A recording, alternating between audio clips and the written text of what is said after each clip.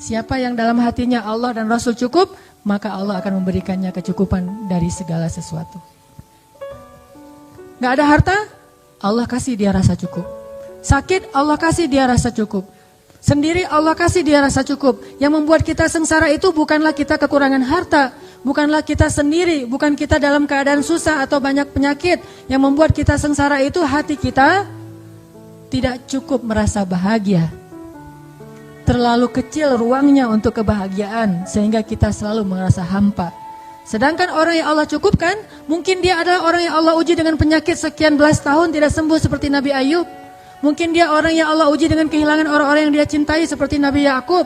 Mungkin dia adalah orang yang diuji dengan harus meninggalkan orang yang paling dia cintai seperti Ibrahim. Tetapi Allah cukupkan hatinya dengan kebahagiaan. Hasbunallah.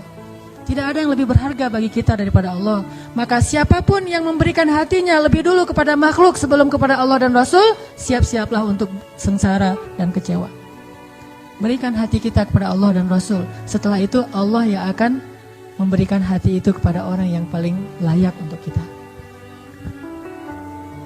Jadikan Allah dan Rasulullah itu cukup dalam hati kita. Setelah itu Allah akan mencukupkan segala kebutuhan kita.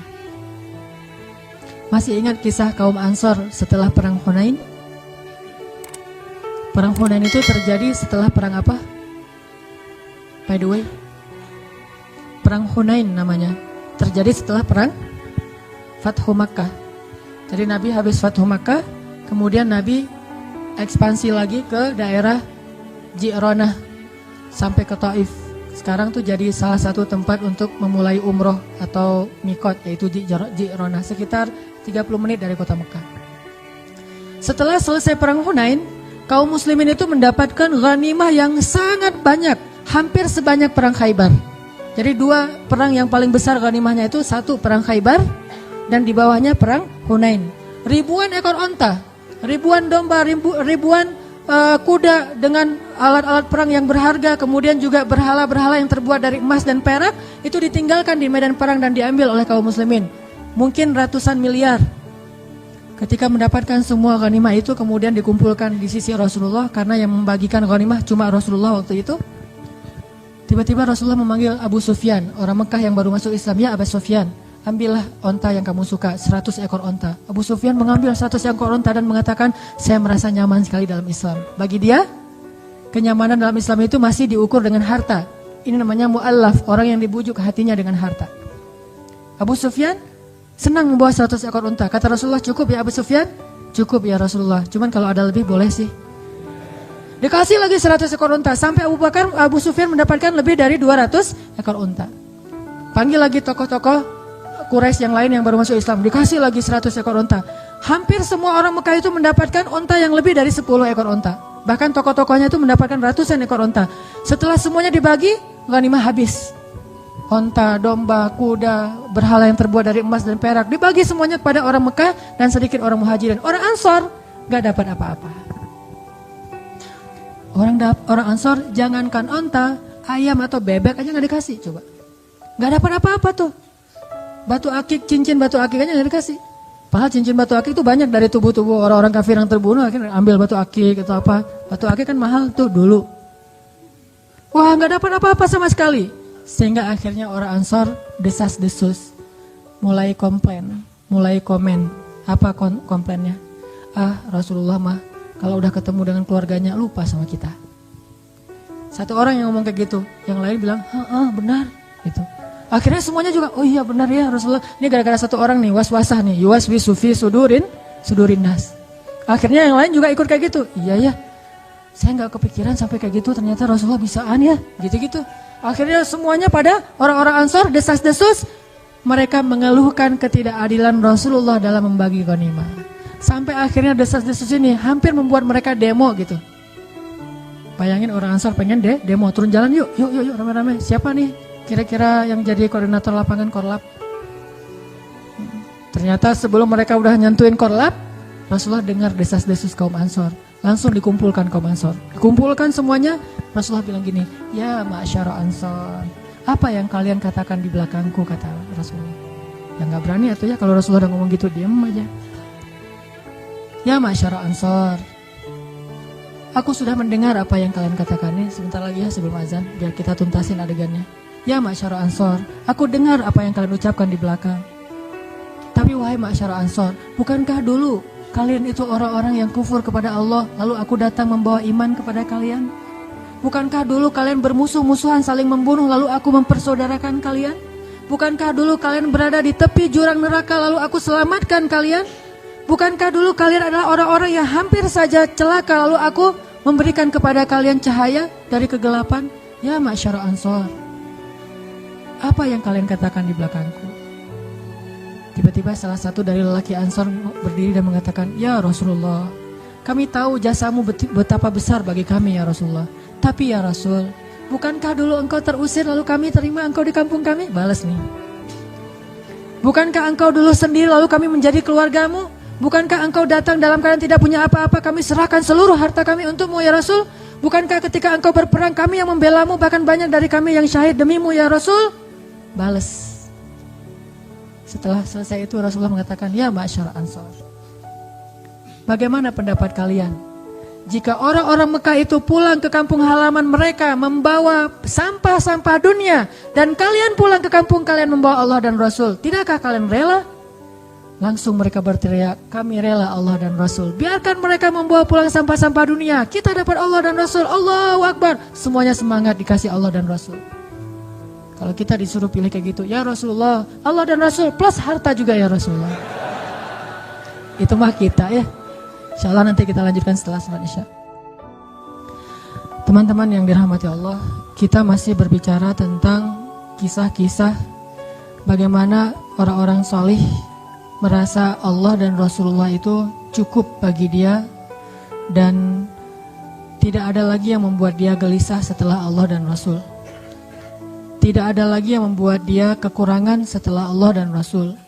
Tidak ada lagi yang membuat dia sedih setelah Allah dan Rasul. Segala yang dia harapkan dalam hidup adalah ridho Allah dan Rasulullah. Segala yang dia cari adalah ridho Allah dan ridho dari Rasulullah SAW. Sehingga dia berusaha siang dan malam mencari ridho Allah, dan berusaha siang dan malam untuk mengikuti dan meneladani Rasulullah SAW.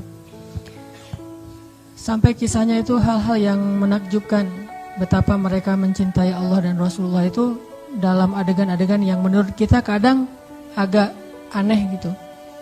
Seperti Imam Ibnu Taimiyah, ketika beliau ditangkap, beliau tenang.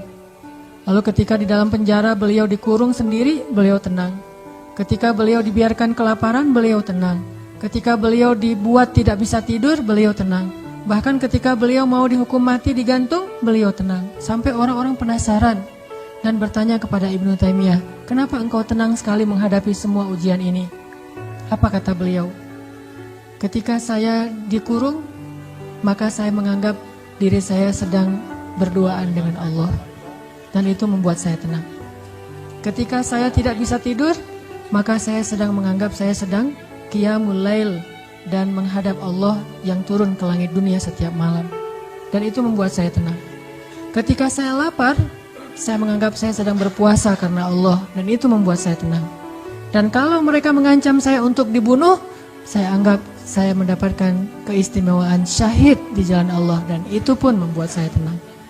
Jadi tidak ada satupun masalah di dunia itu yang membuat dia gusar atau membuat dia panik, membuat dia putus asa, karena selalu dia merasa bersama Allah Subhanahu wa taala.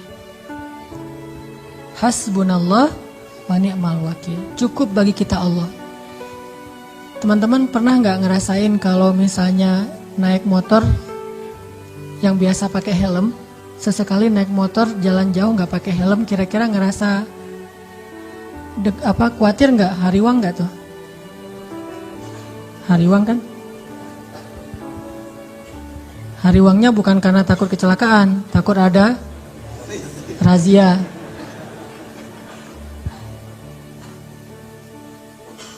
Terus ketika jalan pakai helm, helmnya tuh yang udah standar SNI misalnya, udah bagus, rasanya gimana? Merasa lebih tenang dengan pakai helm? Tawakalnya kepada helm. Jalan, mobil kita tuh ada asuransinya. dengan jalan dengan mobil tidak ada asuransinya secara normal, lebih nyaman yang mana? Yang ada asuransi. Perasaan tenang, perasaan cukup, perasaan tidak khawatir karena pakai helm, karena pakai asuransi, karena jalannya dengan seorang teman yang badannya gede misalnya. Jalan kita kemana gitu ya, ke tempat-tempat umum yang kadang-kadang kita nggak tahu ada orang macam-macam, tapi kita jalannya tuh bareng teman yang dia tuh sebutlah kolonel muda, pakai baju loreng, dia bawa pistol kemana-mana, jalan sama dia. Kita kan agak kebawa-bawa gaya-gaya dikit ya, soalnya ada teman. Begitu dia nggak ada, ciut langsung gitu. Kenapa bisa kayak gitu? Karena merasa tenang, cukup dengan ada orang-orang yang kita anggap bisa melindungi kita, dengan ada hal-hal yang bisa melindungi kita. Apakah kalau kita membaca doa ketika kita meninggalkan rumah kita ngerasa tenang seperti pakai helm? Kalau belum baca doa, astagfirullah, ternyata saya belum baca doa. Subhanalladzi sakhkhara lana hadza. Pas sudah selesai baca doa, udah tenang nih. Nyetirnya tenang nih. Kenapa? Udah baca doa. Nyetirnya tenang, kenapa? Karena udah tawakal sama Allah. Ninggalin keluarga tenang, kenapa? Karena udah baca doa. Ya Allah, saya titipkan keluarga saya kepadamu, Engkau sebaik-baik penjaga. Udah pergi tenang. Walaupun kita agak-agak sering dengar berita buruk tentang kondisi di lingkungan kita, tapi begitu kita baca doa jadi tenang. Ala bidzikrillah tatmainnul qulub. Itulah orang yang menjadikan Allah hasbi Allah. Terus kalau ada masalah diingatkan, tenang aja lah, kita serahin aja sama Allah. Oh iya ya, serahin sama Allah, gampang lah kalau kayak gitu mah. Udah ngelibatin Allah jadi tenang. Itu berarti hasbi Allah. Sehingga kalau ada masalah sedikit, udah serahin aja sama Allah. Ya udah, tenang. Udah ntar Allah yang balas. Oh, Allah sebaik-baik pembalas. Balasannya jauh lebih baik daripada balasan manusia. Tenang. Kenapa bisa merasa tenang? Karena di hatinya itu hasbi Allah, cukup Allah, dan yang lain itu nggak akan pernah memberi kecukupan buat kita kecuali Allah Subhanahu wa taala. Saya beberapa kali pernah misalnya harus pergi malam-malam. Bukan perjalanan saya yang saya khawatirkan, tapi keluarga yang saya tinggalkan. Ini gimana nih keadaan keluarga di lingkungan yang mungkin beberapa tetangga pernah kemalingan misalnya. Dan tidak ada laki-laki di rumah, saya pergi. Atau namanya walaupun ada laki-laki juga, namanya perampok mungkin rame-rame. Atau habis kejadian, ada rasa khawatir kan? Tapi saya harus pergi malam-malam karena ada acara qiyamul lail atau acara itikaf. Begitu keluar dari rumah, bismillahirrahmanirrahim, la haula wala quwata illa billah, subhanalladzi sakhkhara lana hadza, sampai kalimat ya Allah aku engkau anta sahibu fis safar wal khalifatu lil ahl fil ahl. Engkau teman dalam perjalanan dan penjaga untuk keluarga yang saya tinggalkan. Itu jadi tenang. Kalau kita merasa dizalimi oleh orang lain, kita berdoa ya Allah beri saya ganti yang lebih baik, tenang. Pokoknya kalau udah melibatkan Allah jadi tenang gitu. Ala bidzikrillah tatmainnul qulub, itu baru namanya hasbi Allah.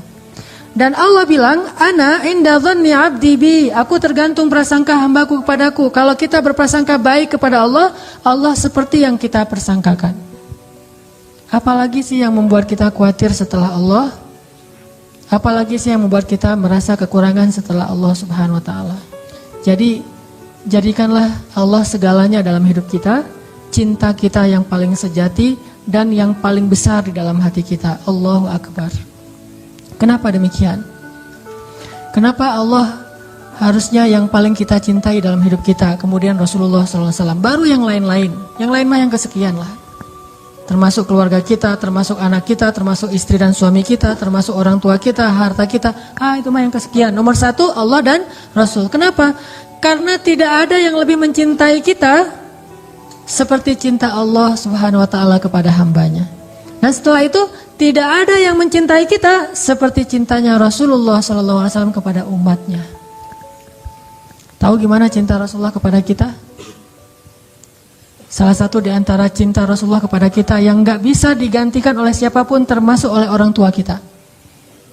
Ayah ibu kita gak bisa mencintai kita seperti cinta Rasulullah. Pasangan kita yang katanya sehidup semati gak bisa mencintai kita seperti cintanya Rasulullah. Gimana cintanya Rasulullah? Nanti di padang mahsyar Allah Subhanahu wa taala berfirman, "Yauma yafirrul mar'u min akhihi wa ummihi wa abihi wa sahibatihi wa bani likulli imri'in minhum yawma idzin sya'nun yughni. Hari ketika seorang ayah lari dari anaknya, seorang suami lari dari istrinya, istri lari dari suaminya, anak lari dari orang tuanya, pasangan lari dari pasangannya, sahabat lari dari sahabatnya. Likulli imri'in yawma idzin, pada hari itu semua orang sya'nun yughni, sibuk ngurus diri sendiri, kecuali satu orang.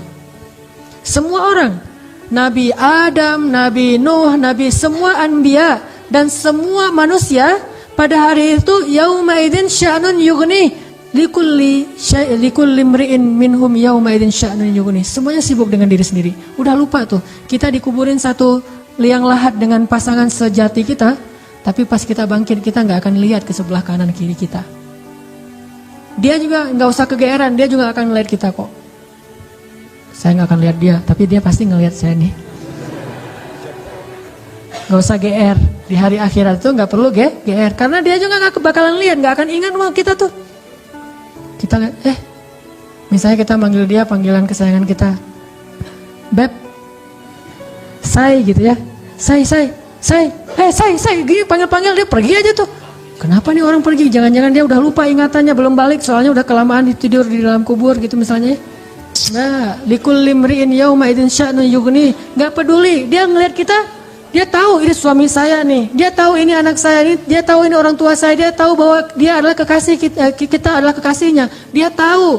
Tetapi saking takutnya dia terhadap dirinya dan saking dia mementingkan dirinya, pada hari itu dia nggak peduli dengan kita. Bahkan na'udzubillah, kalau kekasihnya di sebelah diseret oleh malaikat, dia nggak akan nolong, nggak akan nolong kita dia mah. Dia yang penting selamat, saya udah selamat. Kekasihnya ya terserah. Nanti kalau dia udah beres, baru nanti dia, itu juga nggak semua orang bisa seperti itu. Tapi Rasulullah satu-satunya orang yang pada hari itu yang sangat sibuk mondar mandir, sibuknya luar biasa, cuma satu orang, Muhammad SAW. Itu sibuk banget. Gimana sibuknya Rasulullah? Ketika lagi di padang mahsyar, Rasulullah langsung mencari mana umatku. Dia cari, siapa kamu? Umat Muhammad. Sini. Siapa kamu? Umat Muhammad. Ngumpulin semuanya umatnya. Kemudian Nabi sujud kepada Allah dengan sujud yang sangat lama. Sampai Allah mengatakan, ya Muhammad, bangkitlah dari sujudmu. Sal tu'tah, minta akan saya beri. Bangkit dari sujudmu. Ya Allah, saya tidak akan bangkit dari sujud saya sebelum saya mendapatkan apa yang engkau janjikan. Wahai Muhammad, minta. Ya Allah, berikan saya kesempatan untuk memberi minum kepada umat-umat saya. Mereka kehausan, ya Allah, kasihan mereka di bawah terik matahari. Akhirnya Allah mengatakan, ya Muhammad, ini telaga Al-Kausar, beri minum kepada umatmu. Panggil, wahai umatku. Sampai Rasulullah ditanya oleh Fatimah, ya ayah, nanti di padang mahsyar, kalau saya pengen ketemu ayah, ketemu di mana? Wahai Fatimah, sesungguhnya aku ada di telaga Kausar dan memberi minum kepada setiap umatku. Datanglah ke telaga Kausar. Rasulullah padahal dijamin masuk surga, surganya Firdaus. Ngapain tuh capek-capek ngurus kita, pergi aja ke surga Firdaus menikmati hidup. Tapi beliau nggak rela, ditampakkan ke hadapan beliau, ini Firdaus, ini surgamu wahai Muhammad. Nabi Muhammad nggak akan tersenyum sedikit pun. Beliau nanya, umatku di mana ya Allah? Ini Firdaus, umatku di mana ya Allah? Mereka di padang mahsyar, langsung balik lagi keluar dari surga, coba.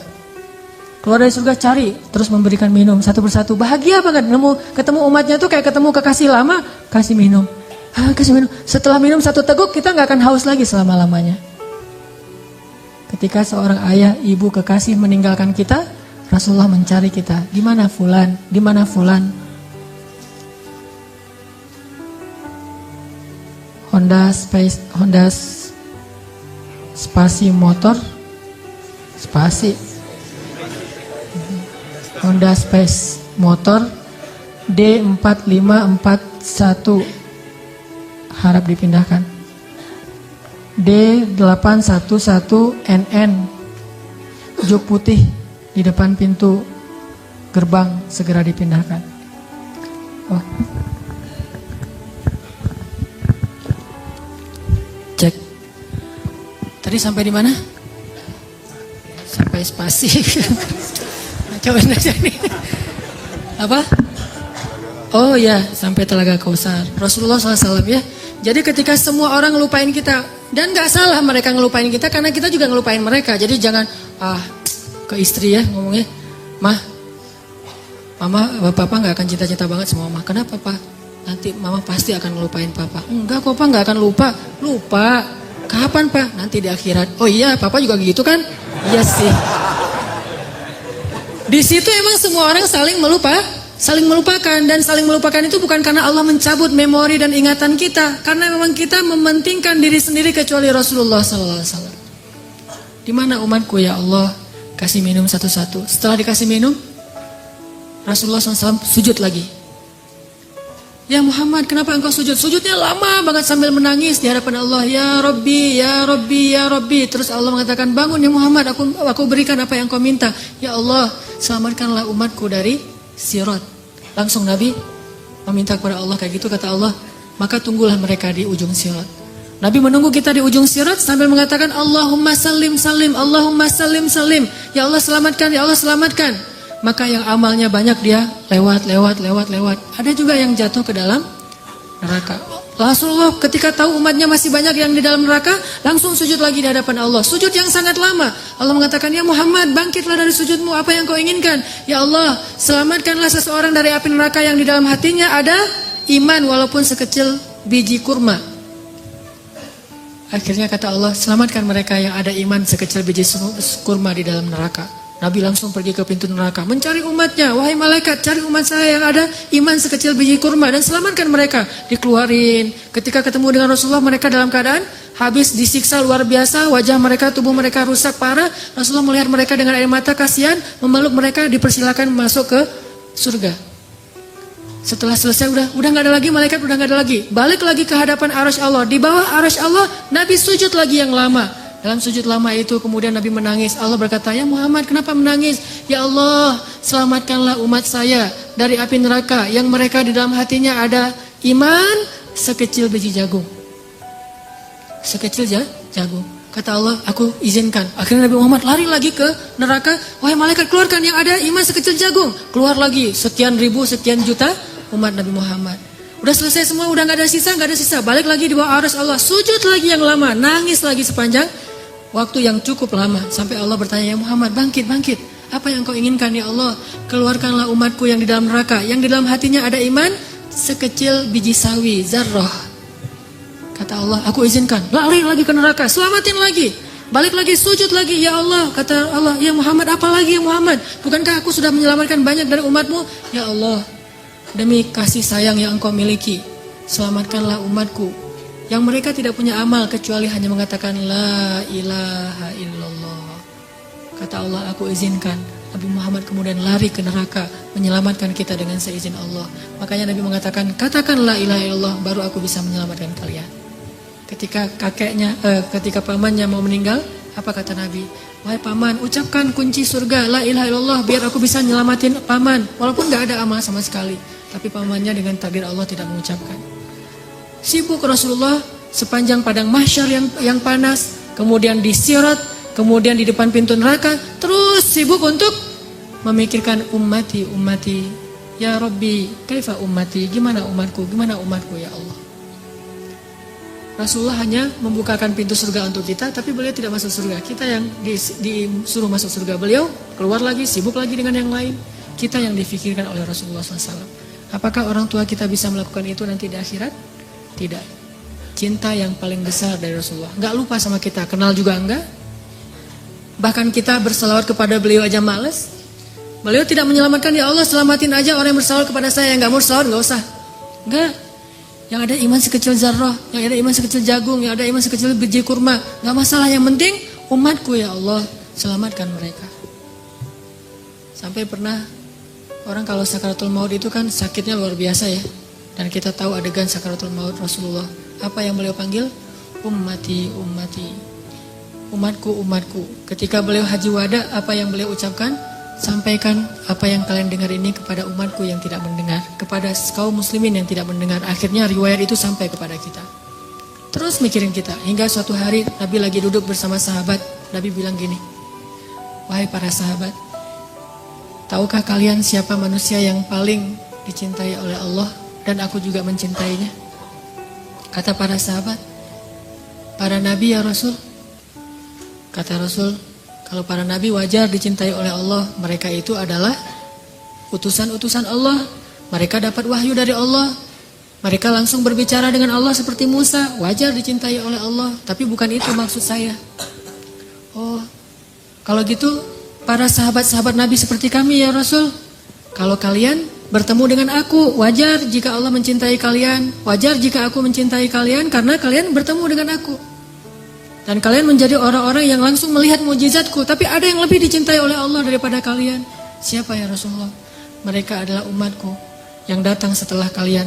Mereka tidak pernah melihat aku, tetapi mereka beriman kepadaku dan mencintaiku, mengikuti sunnahku. Aku rindu kepada mereka. Kalian adalah sahabat-sahabatku, tapi mereka adalah keluargaku, kata Rasulullah SAW. Kita ini dianggap keluarga Rasul, Ahlul Bait loh.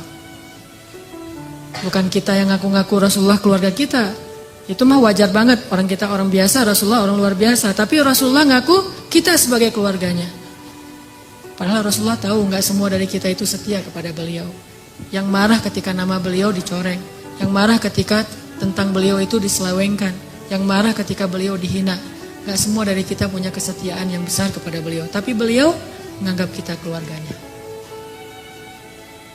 Beliau rela menghabiskan hidupnya dalam kesusahan demi supaya hidayah ini sampai kepada kita. Siapa sih yang mau susah payah untuk kita kalau bukan karena mencintai kita? Siang malam hartanya habis, dihina, dicela, diusir dari kampung halamannya. Apa yang beliau harapkan? Supaya hidayah ini sampai kepada seluruh manusia. Itu yang paling beliau harapkan. Sampai pernah Rasulullah lagi duduk lewat seorang orang Bani Israel lagi menggotong jenazah gitu. Rasulullah nangis. Lalu para sahabat bertanya, ya Rasulullah, kenapa engkau menangis? Kan yang meninggal itu bukan muslim tapi Bani Israel. Kata Rasulullah, saya menangis karena saya belum sempat mendakwahi dia sehingga dia mati dalam keadaan kufur. Saking cintanya Rasulullah kepada umatnya. Dan bahkan dengan seizin Allah, Rasulullah SAW sering berdoa untuk kita. Di antara doa-doa yang sering beliau ucapkan di malam hari ketika beliau tahajud. Beliau kalau tahajud itu bukan ngedoain diri sendiri, Allah masukkan saya ke surga, bukan. Justru itu Allah menjaminkan itu kepada beliau karena beliau sering mendoakan kita. Ya Allah umatku di Palestina, ya Allah umatku di Syam, ya Allah umatku di Yaman dan yang mengikuti arah Yaman dan seterusnya sampai ke kita. Semuanya didoakan di dalam solat malamnya Rasulullah SAW. Sehingga akhirnya hidayah ini sampai kepada kita. Ini baru Rasulullah, belum lagi cinta Allah kepada kita.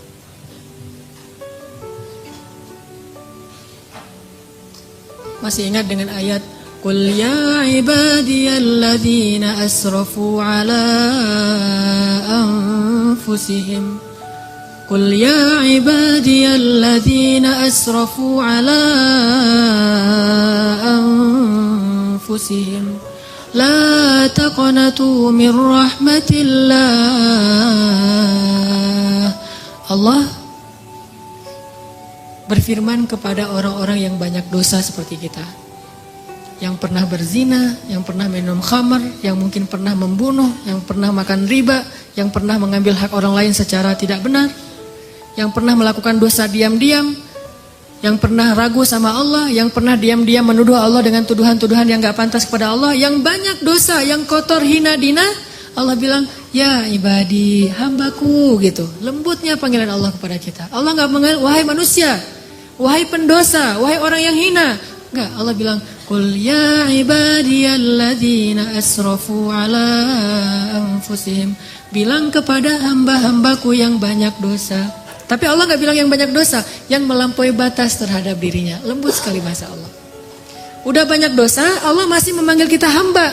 Sama kayak seorang ibu, anaknya udah durhaka siang malam kepada ibunya, ibunya masih memanggil kepada anaknya, anakku gitu. Gak marah sama sekali. Bahkan ketika kita melakukan dosa, diam-diam di malam hari, tidak ada yang melihat kecuali Allah, kemudian cuma satu malaikat yang mencatat. Allah Subhanahu wa ta'ala berbisik kepada malaikat itu, jangan catat dulu, mungkin besok dia akan bertobat. Dan jangan kabarkan ini kepada malaikat yang lain. Allah kalau kita buat dosa diam-diam, Allah tutupi aib kita, nggak mau ngasih tahu kepada yang lain. Tapi begitu kita taubat, Allah langsung mengatakan, wahai para malaikat, lihat hambaku itu, dia bertaubat. Giliran kita beramal soleh, Allah umumkan. Giliran kita buat dosa, Allah diam aja. Allah ngelihat, Allah maha syahid, maha alim, maha khabir. Allah menyaksikan yang kita lakukan di malam hari. Allah ngelihat hambaku. Ketika Allah melihat hambaku, Allah kasihan sama kita. Kenapa engkau melakukan itu, wahai hambaku? Malaikat mau catat, wahai malaikat tunggu dulu ya. Besok dia mau bertobat mungkin. Dan Allah nggak akan manggil, hei malaikat semuanya lihat nih hambaku lagi berbuat dosa. Enggak, ditutup ya aib kita. Besok ditunggu sehari. Oh, malaikat, ya Allah nih udah besok nih. Ntar dulu, ntar malam mungkin dia tobat. Allah membuka pintu tobat untuk dosa siang hari di malam hari. Allah buka pintu tobat di malam hari untuk dosa di siang hari dan membuka pintu tobat di siang hari untuk orang yang berdosa di malam hari. Oh tunggu nanti malam dia mungkin bertobat. Udah malam, ya Allah dia udah tidur. Mungkin bentar lagi dia bangun, nggak bangun juga. 24 jam Allah nunggu kita. Nggak boleh catat dulu. Hari pertama nggak bertobat, nggak datang kepada Allah. Tunggu nanti hari Jumat. Siapa tahu pas hari Jumat dia datang bertobat kepadaku. Allah tunggu di pintu masjid. Mana hambaku yang itu nggak datang-datang. Allahu Akbar, Allahu Akbar. Kita masih sibuk di rumah. Kita sibuk di pasar. Kita sibuk bekerja. Kita menunda-nunda. Alasannya kita macet di jalan. Allah tunggu kita di masjid. Gimana? Di depan mihrab. Begitu imam mau naik ke atas mimbar. Allah mana hambaku, mana hambaku. Kayak seorang yang mencari kekasihnya yang hilang. Nggak datang juga. Ya udah malaikat tunggu Jumat yang akan datang. Ya Allah ini udah berapa puluh Jumat. Tunggu Ramadan. Ya ayyuhalladzina amanu kutiba alaikumusiyam. Allah tunggu di langit dunia. Ini Ramadan mudah-mudahan hambaku datang. Gak datang juga. Allah tunggu. Oh siapa tahu nanti dia akan datang. Kalau nanti dia sudah menikah. Udah nikah belum datang juga. Ya udah deh wahai malaikat. Kasihan nanti daripada hambaku gak sadar. Kasih dia sedikit masalah. Allah kasih masalah buat kita karena Allah pengen banget ngampunin dosa-dosa kita. Allah ngasih kita musibah karena Allah pengen banget ngelihat kita datang menangis, lalu Allah Subhanahu wa taala akan menyambut kita dengan kasih sayangnya. Halumu ilayya ya abdi. Datang ke sini wahai hamba-hambaku. Kasih masalah dikit. Enggak datang juga.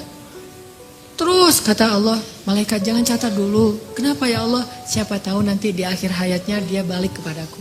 Tunggu sama Allah tuh. Begitu kita sakit menjelang kematian kita, baru Allah ternyata ngelihat kita kayaknya nih udah ada perubahan. Tiba-tiba kita datang kepada Allah menyesal, ya Allah saya banyak dosa. Ini bentar lagi malaikat mau cabut nyawa kita. Tuh kan hambaku ini bertobat. Sini hambaku. Langsung diselamatin, langsung seolah-olah didekap, dipeluk oleh Allah. Dan malaikat yang mencatat tadi tidak jadi mencatat. Kata Allah, lihat wahai malaikat, hambaku ini bertobat. Jangan catat keburukan dia. Wahai seluruh malaikat, lihat hambaku ini sudah bertobat. Allah umumkan. Lalu Allah mendekap kita dengan kasih sayangnya. Allah mengampuni seluruh dosa-dosa kita. La ubali kata Allah. Wahai hamba-hambaku, jika kalian datang kepadaku meminta ampun, padahal kalian memiliki dosa sebanyak langit dan bumi, akan aku ampunkan dosa kalian semuanya. Wala ubali, dan aku tidak peduli sebanyak apa dosa itu. Kalian datang kepadaku meminta ampun, walaupun kalian sekian puluh tahun berdosa kepadaku, aku ampuni. La ubali, aku tidak peduli berapa lama kalian berdosa kepadaku. Sejenak saja kalian bertobat, aku ampuni. Kurang apa coba? Dan bukan hanya menunggu. Ketika kita jauh dari Allah, kita nggak ingat sama Allah, kita kadang-kadang berkhianat kepada Allah, kita mengabaikan Allah Subhanahu Wa Taala. Sepanjang Allah menunggu, adalah Allah juga terus membimbing kita. Kalau kita salah jalan, Allah kasih petunjuk. Dapat petunjuk nih, gimana petunjuknya? Gak sengaja tiba-tiba kita dapat nasihat dari orang soleh. Gak sengaja mendengar suatu ceramah yang kita banget. Ah nih penceramahnya kayak kenal saya nih. Kenapa bisa gitu? Allah yang buat demikian. Allah kasih kita jalan. Jadi ibaratnya ada orang yang sering kita sakitin, kita ledekin, kita hina, kita khianatin, kita sakitin. Tapi ketika kita salah jalan, dia bilang, enggak kesini jalannya, yang itu yang benar tuh, yang benar ini mas sesat, bahaya nih, kamu nanti bisa celaka. Masih nolongin kita kalau kita tersesat. Allah Subhanahu Wa Taala masih melindungi kita dari kecelakaan. Kalau bukan karena Allah sabar banget menunggu kita bertobat, pasti Allah sudah melaknat dan membinasakan kita sejak awal kita berbuat dosa. Tidakkah Allah cukup buat kita? Nikmat yang kita rasakan siang dan malam padahal kita nggak sholat. Coba, harusnya kalau nggak sholat itu langsung dibinasain ya. Tapi kita nggak sholat, Allah kasih nikmat. Jangan berpikir sekolah yang membuat kita sekarang itu bisa mengenal hak dan batil. Karena banyak orang yang sekolah tetapi tidak bisa membedakan hak dan batil. Jangan berpikir orang lain yang menyadarkan kita. Sesungguhnya Allah lah yang menyadarkan kita. Sehingga dengan cara Allah akhirnya kita berubah 100%. Dari dulunya nggak bisa ngaji sama sekali, sekarang bisa belajar ngaji dan bahkan udah bisa ngaji. Yang dulunya sama sekali jangankan masuk ke masjid, ngelihat masjid juga kadang-kadang males gitu, sekarang bisa jadi orang yang di shaf pertama masjid, bahkan jadi imam, jadi muazin. Rahmat dari siapa kalau bukan dari Allah Subhanahu wa taala? Nanti di akhirat dengan dosa kita yang banyak, tapi sekali kita mengatakan astagfirullahalazim, itu udah cukup untuk Allah punya alasan mengampuni semua dosa-dosa kita. Kita mencela Allah 1000 kali, lalu kita bilang astagfirullah sekali, 1000 kali itu Allah lupain. Udah gak apa-apa, aku ampunkan dosa hambaku.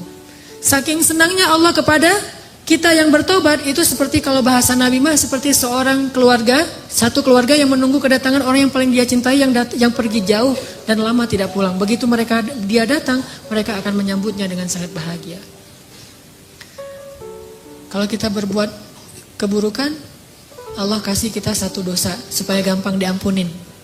Tapi kalau kita berbuat kebaikan, Allah kasih kita 10 kali pahala supaya bisa menutupi dosa-dosa kita. Allah maha baik kepada hamba-hambanya. Rasulullah SAW setia banget sama kita. Maka cukuplah Allah dan Rasul yang paling kita cintai dalam hidup kita. Maka setelah itu kita tidak akan sengsara lagi. Teman-teman yang dirahmati Allah Subhanahu wa taala, ada seorang laki-laki yang buta, lumpuh, tua, sendiri sebatang kara, miskin. Tinggal di sebuah gubuk. Lalu datanglah seorang sahabat Nabi, Abu Ubaidah bin Jarrah, melihat keadaannya, tetapi melihat dia tersenyum aja. Abu Ubaidah bertanya, "Ya Syekh, Anda ini buta, miskin, fakir malah, sendiri tinggal di gubuk, gak ada yang ngerawat. Udah gitu lumpuh lagi, udah tua renta, lemah luar biasa. Tapi kenapa Anda terlihat wajahnya berseri-seri, bahagia, dan selalu mengatakan Alhamdulillah, Alhamdulillah, Alhamdulillah." Abu Ubaidah bertanya, "Kenapa engkau sangat bersyukur? Apa nikmat yang engkau dapatkan?" Kata Syekh ini, "Saya merasa orang paling beruntung di muka bumi." Lah, kayak gini keadaannya tapi ngerasa paling beruntung di muka bumi. Kenapa engkau merasa paling beruntung di muka bumi? Ya, Allah memberikan kepada saya 2 nikmat yang tidak diberikan kecuali kepada orang yang sedikit sekali. Nikmat yang sangat berharga. Nikmat apa itu, hai Syekh? Lisanan dzakira wa qalban syakira. Allah berikan kepada saya 2 nikmat, yaitu lisan yang senantiasa bisa terus berzikir dan hati yang selalu bisa bersyukur. Dan saya merasa sangat bahagia dengan 2 nikmat itu. Lisan yang terus berzikir, hati yang terus bersyukur, dan itu sudah cukup buat saya. Artinya apa? Orang kalau sudah menjadikan Allah segalanya dalam hidupnya, bisa menyebut nama Allah aja, bisa mensyukuri nikmat Allah yang walaupun kalau dilihat orang lain tidak ada nikmatnya, kecuali yaitu lisan yang bisa berzikir, itu udah membahagiakan. Gimana dengan kita yang bukan orang tua, bukan orang miskin, bukan orang fakir, bukan sebatang kara, bukan orang buta? Kenapa kita tidak bisa bahagia seperti dia? Karena kita tidak menjadikan Allah segalanya dan cukup di dalam hati kita. Karena Allah tidak segalanya dan cukup dalam hati kita. Padahal kalau kita libatkan Allah dalam hidup kita, Allah akan selesaikan semua urusan kita. Masih ingat kisah 2 orang yang saling berhutang tapi pakai nama Allah? Kita mah kalau berhutang pakai notaris ya, juru tulis, pakai admin, pakai saksinya manusia. Ini enggak, Allah yang dilibatin. Jadi ada 2 orang, dua-duanya soleh, saling berhutang. Si A berhutang ke si B. Kata si A, "Akhi, boleh saya berhutang, saya butuh uang." "Oh boleh. Dikasih duit berapa? 100 dinar. Dikasih 100 dinar. Setelah dikasih 100 dinar, yang punya uang bilang, "Ini nanti saksinya siapa nih? Kita cuma berdua." Kata orang yang berhutang, "Boleh enggak kalau saksinya Allah?" Kata yang memberi hutang, "Oh, kalau Allah boleh. Allah tuh sebaik-baik saksi." "Ya, saya setuju. Ya udah, saya serahin nih duitnya." Allah sebaik-baik saksi. Udah gitu kepikiran lagi, nanti bayarnya kapan? Beri saya waktu 1 tahun. Kalau kamu nanti 1 tahun gak sanggup bayar, gimana jaminannya? Siapa yang menjamin? Kata orang itu, "Boleh gak? Saya emang gak punya jaminan apa-apa. Kalau Allah aja yang jamin, boleh gak?" Kata dia, "Allah? Ya. Wah, Allah sebaik-baik penjamin. Boleh banget. Bang, kalau Allah yang menjadi penjamin, udah gak khawatir dah." Ya udah, sah gitu, udah ambil duitnya 100 dinar. Pulang dia, ternyata beda pulau. Selang beberapa lama setelah jatuh tempo, dia udah ngumpulin uang 100 dinar, mau dia balikin, dia mau nyebrang nih. Ternyata dengan seizin Allah, takdir Allah terjadi badai, sehingga tidak ada perahu yang berani menyeberang. Yang punya uang, nungguin di balik lautan, dia nunggu di pantainya. Mudah-mudahan hari ini dia datang membayar hutang saya, karena saya kenal dia orang yang jujur, amanah, baik hati, pasti dia akan datang. Ditunggu, nggak datang-datang. Ternyata dia nggak bisa nyebrang. Tapi sebelum orang yang tadi mau nganterin duit itu pulang, karena dia sudah janji mau datang, dia paksain, akhirnya uang itu dia taruh di dalam sebuah batang kayu, kemudian kayu itu dia hanyutkan ke dalam lautan sambil berkata, "Ya Allah, dulu ketika kami berhutang," dia bertanya, "Siapa saksi?" Saya bilang, "Engkau lah saksi." Kata dia, "Engkau sebaik-baik saksi." Lalu dia bertanya, "Siapa yang menjamin?" Saya bilang, "Engkau lah penjamin." Kata dia, "Engkau sebaik-baik penjamin." Ya Allah, saya sudah melibatkan Engkau dalam urusan kami, dan dia juga ridho dengan hal itu. Hari ini dengan takdirmu saya tidak bisa menyeberang. Mudah-mudahan dengan saya mengirimkan uang lewat sebatang kayu ini, Engkau menyampaikan kepada orang itu, karena Engkau sebaik-baik saksi dan sebaik-baik penjamin. Dihanyutkan, bismillah tawakkaltu ala Allah. Orang yang nunggu di seberang, karena udah sore akhirnya dia pulang. Sebelum dia pulang, dia lihat ada sebatang kayu yang terapung-apung. Dia ambil untuk jadi kayu bakar di rumahnya untuk menghangatkan tubuh. Pas dia belah di rumahnya, dia temukan bungkusan dan dia buka, ada uang 100 dinar. Ada surat di situ, "Akhi, maaf saya nggak bisa menyeberang, soalnya terjadi badai yang luar biasa di sebelah sana. Tetapi saya coba titipkan ini kepada sebaik-baik saksi dan sebaik-baik penjamin Allah. Mudah-mudahan sampai kepadamu." Ketika dia baca itu, dia langsung bertakbir, Allahu Akbar, hasbunallah wa ni'mal wakil. Mungkin kita nggak bisa kayak gitu dalam hutang piutang. Mau hutang piutang kayak gitu? Kita datang ke salah satu finance, "Pak, saya mau kredit motor." "Oh ya Mas, silakan, kredit motor nih ada beberapa produk nih dari kita nih yang setahun, 2 tahun, 3 tahun. "Oh boleh, saya mah 3 tahun aja biar gampang gitu." "Oh ya. Jaminannya apa? Ada BPKB atau apa gitu? Atau slip gaji atau apa?" "Boleh nggak? Allah aja yang jadi jaminannya." Ada yang mau kayak gitu? Kenapa nggak mau? Karena Allah tidak cukup buat kita. Mungkin cukup buat kita, tidak cukup buat orang yang berhutang. Kita mau udah baik-baik. Oh, Allah sebaik-baik saksi, Allah sebaik-baik penjamin. Wah, orang kayak gini bakal rugi. Kenapa? Semua transaksi dia tuh gagal karena dia berhadapan dengan orang yang tidak beriman. Tetapi kalau sama-sama beriman, masalahnya satu beriman, satu tidak.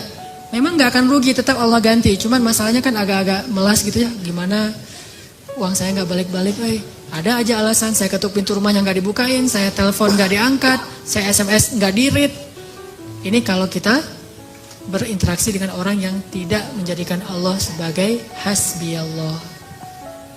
Setidaknya kalau kita bertransaksi, ucapkan bismillahirrahmanirrahim. Kita mau tidur, bismillahirrahmanirrahim. Libatin Allah dalam semua aktivitas kita deh. Dan itu cukup sekali buat kita. Gak akan rugi. Satu-satunya nama yang kalau kita ucapkan itu gak rugi adalah nama Allah. Kita nyebutin nama ibu, kadang gak ngaruh. Tapi kalau kita nyebut nama Allah Subhanahu Wa Taala, itu luar biasa buat kita. Bahkan orang yang ahli maksiat pun kalau nyebut nama Allah, Allah selamatkan. Sedikit aja kita nyebut nama Allah, Allah udah langsung mengubah takdir untuk kita. Masih ingat kisah orang laki-laki di zaman Nabi Musa? Nabi Musa tanya kepada Allah, "Ya Allah, siapakah orang yang paling rendah nilainya di matamu di antara umatku?" Kata Allah, "Itu laki-laki yang kalau sholat paling belakang." Cari sama Nabi Musa, "Oh itu yang masbuk permanen." Jadi istiqomah banget untuk masbuk. Asal sholat pasti masbuk. Dan masbuknya itu bukan masbuk rakaat kedua, masbuk salam. Pasti tahiyat terakhir aja dia datang tuh. Kalau sholat Jumat duduk paling belakang deket teras atau di teras. Giliran selesai salam yang paling duluan bunyiin kendaraan. Yang pertama nyalain motor. Pulang duluan gitu. Itu tuh yang paling rendah nilainya di mataku di antara umatmu. Oh itu si kakek-kakek buta masbuk terus. Nabi Musa ngemandangnya sebelah mata. Ini orang pasti ini munafik, pasti ini nggak ada nilainya di apa, pasti dia nggak akan masuk surga. Terus diperhatikan nggak ada perubahan. Sampai suatu saat Nabi Musa ngepoin dia, mana dia kok nggak datang? Ternyata pas ditanya dia udah meninggal dunia. Makanya nggak datang lagi. Udah nggak istiqomah sekarang masbuknya, karena udah meninggal. Is dead lah ya. Nabi Musa tanya ke Allah, "Ya Allah, Gimana keadaan orang itu di akhirat? Apakah dia masuk surga atau neraka? Kata Allah, ya Musa, dia itu udah masuk surga. Nabi Musa kaget, hah? Gimana ceritanya ya Allah dia masuk surga? Bukannya dia nggak punya amal sama sekali, sholatnya juga males-malesan, datang ke masjid selalu telat. Kata Allah, ya Musa, tahukah kamu? Suatu hari sebelum dia meninggal, hari terakhir dia sholat dan masbuk, tetap masbuk. Hari terakhir dia sholat, masbuk. Pas dia pulang, dia dibantu oleh seorang pembantu yang bawa dia pulang. Di tengah jalan dia bertanya kepada pembantunya, kita sekarang lagi di mana nih? Kalau dalam riwayat yang lain mengatakan dia kesasar, nggak ada pembantu, kesasar sampai ke tengah lapangan, tanah yang lapang, ketemu orang, dia tanya, mas, saya ini lagi di mana nih? Orang buta. Orang itu mengatakan, bapak lagi ada di sebuah tanah yang luas, tanah yang lapang. Kata dia, enggak, rahmat Allah lebih lapang. Rahmat Allah lebih luas. Cuma itu doang kata-kata dia tuh. Wahai Musa, dia mengatakan rahmatku lebih luas. Dan memang rahmatku luas, wahai Musa. Maka dengan itu, aku ubah takdirnya. Sesungguhnya rahmatku mendahului takdir. Sesungguhnya rahmatku lebih besar daripada kemarahanku. Allah marah sama pembuat dosa. Tapi begitu pembuat dosa ngelirik ke langit dikit aja, Allah langsung perhatiin ada apa gitu. Allah udah langsung, kalau bahasa kita mah kayak kegeeran gitu. Padahal Allah itu maha mulia, gak perlu GR. Tapi Allah saking perhatiannya sama kita, begitu kita ngelirik ke langit sedikit, wahai hambaku pengen berdoa, pas kita bilang astagfirullahaladzim, langsung dihapuskan dosa-dosa kita. Sesungguhnya rahmat Allah, kasih sayang Allah lebih luas daripada kemarahannya. Itulah kenapa kita harus menjadikan Allah segalanya dalam hati kita. Hasbiyallah wa ni'mal wakil.